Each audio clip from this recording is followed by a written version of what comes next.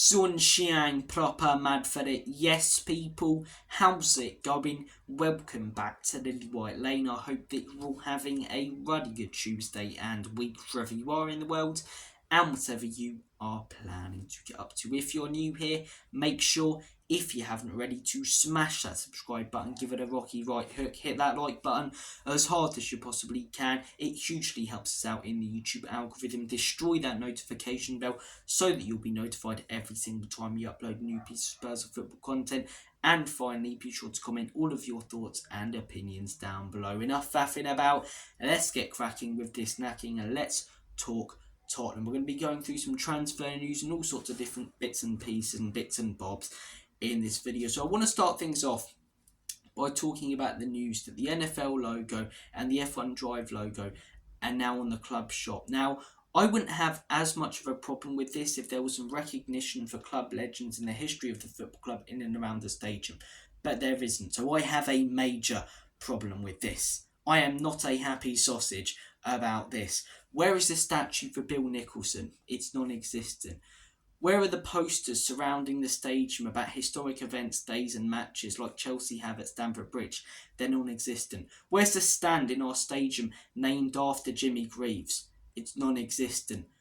But we're promoting the NFL, we're promoting the F1 Drive, we're promoting everything apart from the football now and the football in the past, which is what Tottenham Hotspur are about. It's exactly what Tottenham Hotspur are about. That video where Roger Lloyd-Pax talks about what Spurs are. We do it for the glory of the game. The flick, the trick, the free kick. That's what Spurs are about. Not pissing go-karts beneath the stadium. Honestly, as I say, I don't have that much of a problem with the club promoting other ventures that you can do related to Tottenham Hotspur as a business. For example, concerts and, different events that are being hosted around Spurs, NFL, and obviously the F1 Drive, which is a new attraction. But have some recognition for the past that made us the club that we are today. Have some recognition for the people, as I say, who defined Spurs. Bill Nicholson, Jimmy Greaves, Terry Venables, all of these different people, as I say, that we've had in the past. Gaza, Mabbott. All of these legends, Graham Roberts, I could go on and on and on and on. And apart from a couple of murals, as I say, that aren't that close to the stadium, a couple of minutes walk with a Harry Kane one and the Ledley King one, there's none of that. But there's F1 stuff everywhere. There's NFL stuff everywhere. I don't have that much of a problem with the NFL coming to our stadium once every year for a couple of games. But as I say, it's once every year for a couple of games.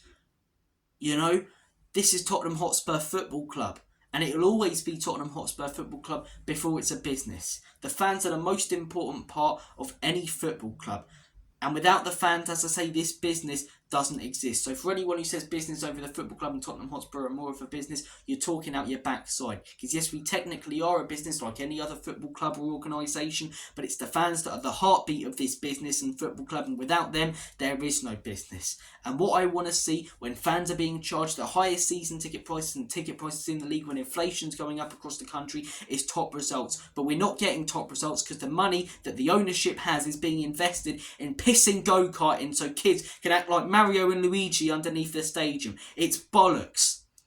It's bollocks. And this is why we'll be stuck where we've been over the last few years for the next 10 years. And I will be positive about good results. I'll be negative about bad ones. But we're not going to go any further than third. We're not going to win trophies. We're not going to win league titles. Dominic Solanke's a decent player. But we're not going out there this summer and signing the statement players. Yes, we're building for the future. But there are no statement signings. There are no proven quality signings. And it annoys me when everyone says, 65 million, that's Tottenham Hotspur's, biggest signing. They've done well not to spend that money and be where they are. No, that is why we won't catch up to the Arsenals and Manchester Cities, because we're not willing to spend more than that. I don't have a problem with us building for the future with youngsters, but where are the players for the now, the statement signings? But we're not bringing them in when we know the ownership has the money, and I don't understand why. Now, part of that could be to do with Ange Postecoglou saying that every player is his, and I spoke more about that yesterday.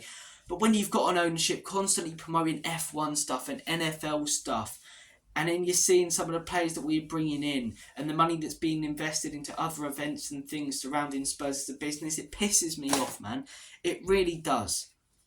And the lack of recognition for legends surrounding the club really, really grinds my gears in. I didn't see those legends, and you know what? A lot of Spurs fans my age don't even know about them. Don't even know about them, especially ones who don't have parents who are Spurs supporters, or who, you know, grew up in North London or followed football during the 60s, 70s, 80s, 90s. They won't know about these people because there's no recognition or talk of them around the stadium. Is it the ownership being afraid of the younger generations who they're charging so much, knowing that this club should be successful and achieving more than what it is?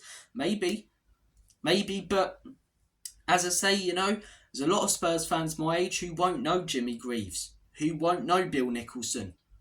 Whereas every Arsenal fan, whether they saw him or not, knows about Wenger. Every Arsenal fan knows about Thierry Henry. I've got mates who haven't seen Thierry Henry. They know about Thierry Henry. They've seen Thierry Henry's goals. They've seen Dennis Bergkamp's goals, Rocky Road Castle, because they're a club that acknowledges their history. Chelsea, huge issues right now with Todd Bowley and everything. Obviously, you know, the moving on of homegrown players, Chelsea starting to lose their identity, all of that. But you go around Stamford Bridge, there's statues and posters and things everywhere, recognising the history of their football club. Where is that around Spurs? Please tell me, where is that around Spurs? I've done the stadium tour, there's not a lot of it. You've got the trophy cabinet, couple of posters around the stadium tour, but nothing that people who aren't doing the stadium tour are going to see. You know, it's so annoying. It really is so annoying. And as I say, I went off on a little bit of a tangent again about something to do with Ange and not bringing in players now, but it's all related in my opinion. It is all related, and it gets to me that there's no recognition of youngsters, but there is of events that are taking place at Spurs that, just as I say, because the ownership are making money off it, it's related to Spurs. I couldn't give a toss about F1, you know, NFL. Well, that's not strictly true, but I couldn't care about, you know, the F1 thing beneath the stadium or NFL coming to our stadium. We're a football club, man. Stop promoting all this other bollocks. When I look at Tottenham Hotspur Stadium, you know, stadium to host venues and Tottenham Hotspur games. It's such a small thing, but why is it not a stadium to host Tottenham Hotspur games and other events?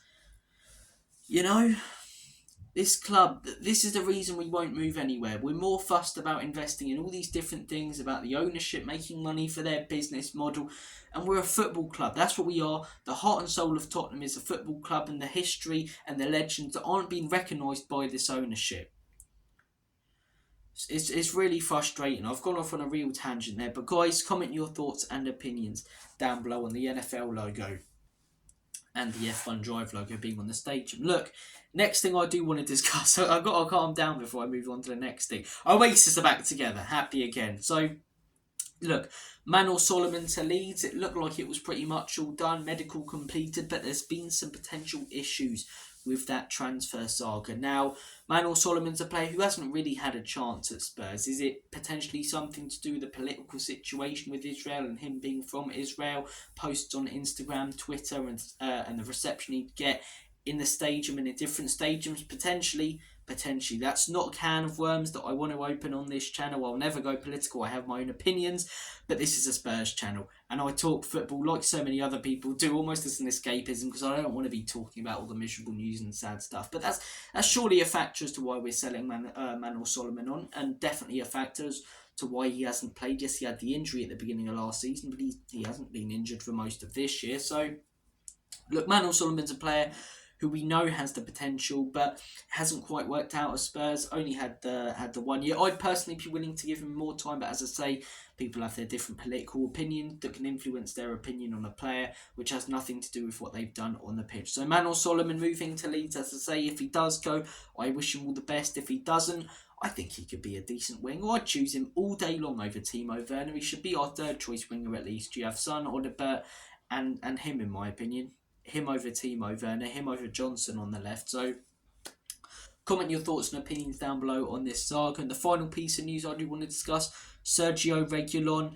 Looks like he could be moving away this time. I forgot this guy was still our player. You see these like guys, people pop up who have just been, you know, on loan. It's what we've been doing with the Regulons and Domblays is basically kicking the can down the road, loaning them out, and then just waiting for the next summer to deal with the issue. I'd rather us just release them, take the hit, which Nick and Levy won't do, which is related to what I said a minute ago. It's all about the money in the business, but they won't do that, so we just keep loaning them out to worse and worse clubs. And it looks like it's going to happen to Regulion. Hopefully, as I say, we can properly sell him. I'm sick and tired of us every summer having to ship out loads of deadwood. It does tell you that we keep signing players who eventually become deadwood, but that's a whole other topic for another day. But guys, Regulion potentially on the move. Manor Solomon, what's going on there? The NFL logo and the F1 logo, which I went on a massive rant and tangent about. Comment your thoughts down below on all of that good stuff. Well, not necessarily all of that good stuff. Most of that bad stuff, in all honesty, and some of that good stuff. Have a smashing day and week, guys.